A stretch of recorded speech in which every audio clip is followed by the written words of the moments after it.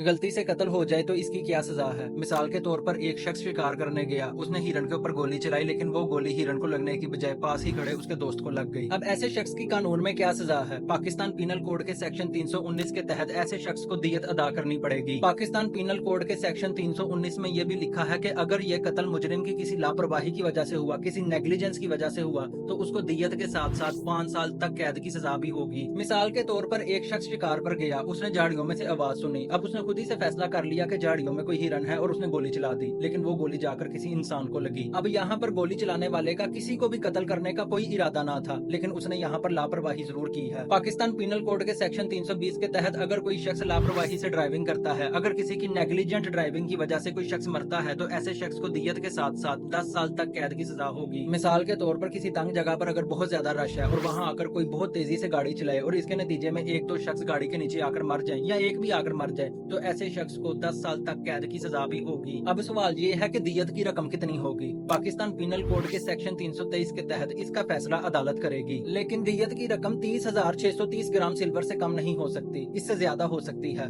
इस वीडियो को दूसरों के साथ शेयर जरूर करें। शुक्रिया। अल्लाह हाफिज।